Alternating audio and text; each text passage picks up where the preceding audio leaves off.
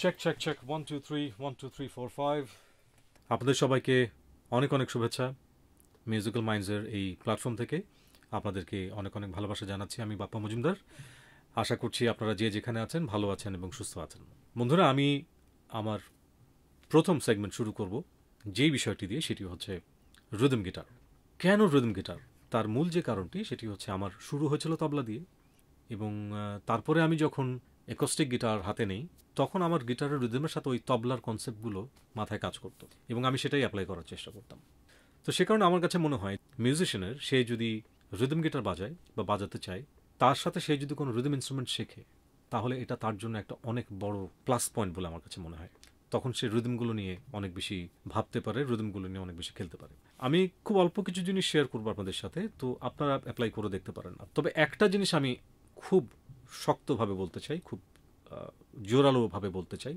নতুন যারা গিটার বাজাচ্ছেন যারা পারফর্ম করছেন আপনারা অবশ্যই মেক শিওর করবেন যে আপনাদের গিটারটা যেন সুরে বাঁধা থাকে গিটারের সবগুলো তার যেন প্রপার টিউনে থাকে কারণ এটা খুব জরুরি যদি গিটারটা বেসুরো হয় আপনি যাই বাজান না কেন বা যে কোনো ইনস্ট্রুমেন্ট যদি প্রপার টিউনে বাঁধানো হয় তাহলে সেটা শুনতে ভালো লাগার তো কোনো কারণই নাই বরং সেটা বিরক্তি তৈরি করবে তাহলে ছোট্ট করে একটু দেখাই যে রিদম গিটারের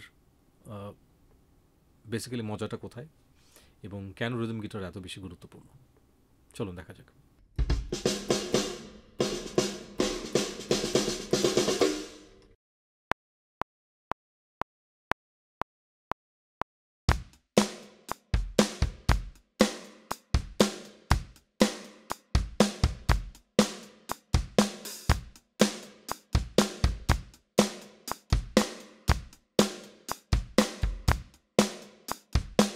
খুবই সিম্পল একটা progression A minor D minor G major C major আচ্ছা একটু বলে রাখি আমার গিটারটা হাফ স্টেপ ডাউনে টিউন করা অর্থাৎ আমার ই ফ্ল্যাটে টিউন করা সো আমার এ মাইনর অ্যাকচুয়ালি হবে হচ্ছে G sharp minor so anyway আমি এটাকে এ মাইনর ধরছি A minor D minor G major C major আমি যদি এটা আমার এই প্যাটার্নের সাথে বাজাই বা এই প্রোগ্রেশনের সাথে বাজাই কেমন লাগবে শুনতে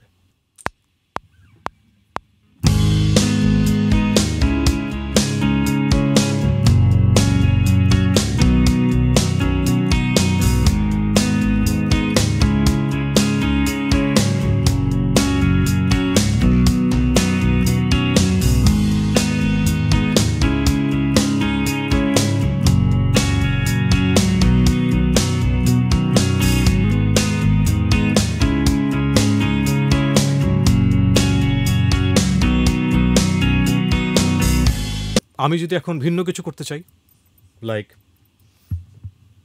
আমি এই রিদম বাজাবো না আমি অন্য একটা রিদম বাজাবো এবারে আমি একই প্রোগ্রেশনে ভিন্ন কিছু বাজাই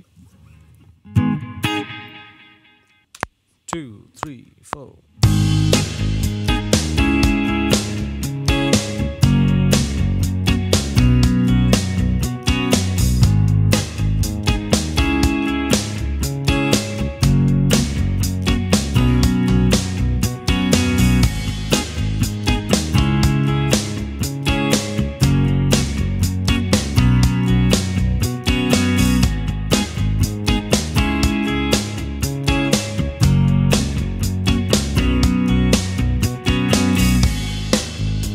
এখন এটার সাথে এটাকে রেখে আমি এখন বাজালাম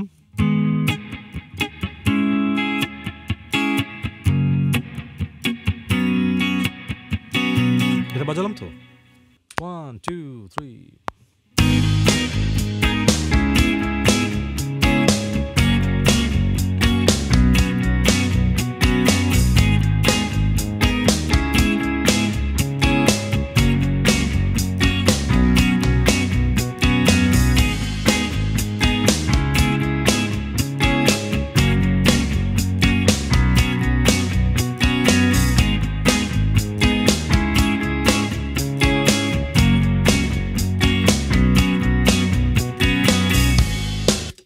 এবার একটা কাজ করা যাক এবারে আমি এটার সাথে আমি একটা যদি মিউট গিটার বাজাই 2 3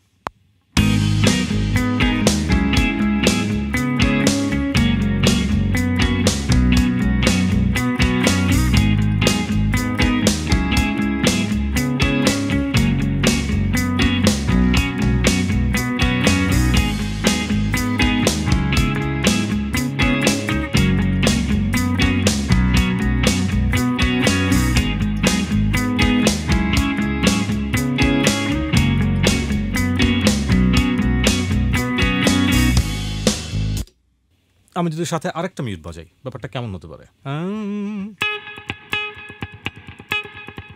এরকম কিছু একটা।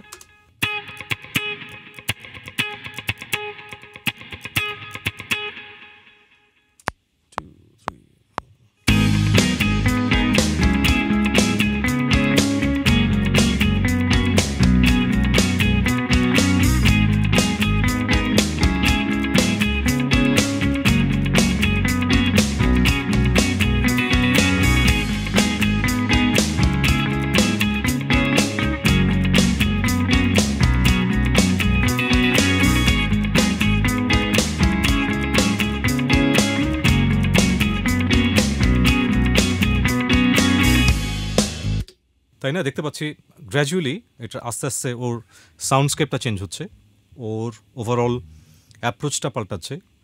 আগে খুব খুব একটা ফ্ল্যাট একটা ব্যাপার ছিল, কিন্তু যখনই রিদম গিটারটা ঢুকলো গ্র্যাজুয়ালি ওর কিন্তু আস্তে আস্তে গতিটা বাড়ছে। টেম্পো একই আছে, কিন্তু ওর মধ্যে অ্যাক্টিভিটি বাড়ছে। এটা কি তৈরি করছে, কে তৈরি করছে? এটা তৈরি করছে রিদম গিটার। সো আমার মনে হয় যারা নতুন গিটারিস্ট আছে, যারা বাজাচ্ছে গিটার বাজাতে চাচ্ছে, রিদম গিটারটা একটা অনেক বড় রোল প্লে করে। এখানে যদি আমরা এরকম কিছু বাজাই,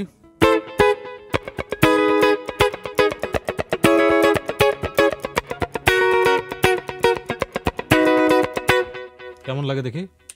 2 3 গো।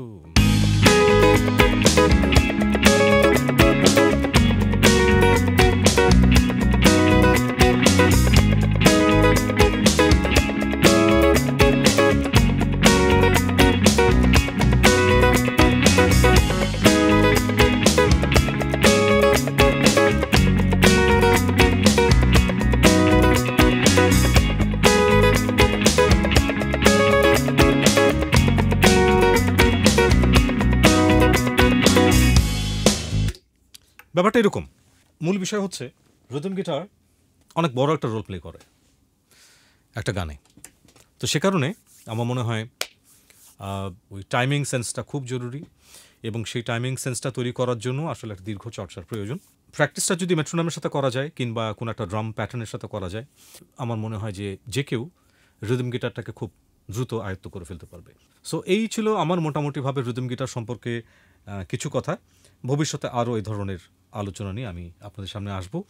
তো আশা করি ভালো থাকবেন, এবং খুব শিগগিরই আর একটা নতুন ভিডিও নিয়ে আপনাদের সাথে দেখা হবে। ততক্ষণ পর্যন্ত টেক কেয়ার, বাই।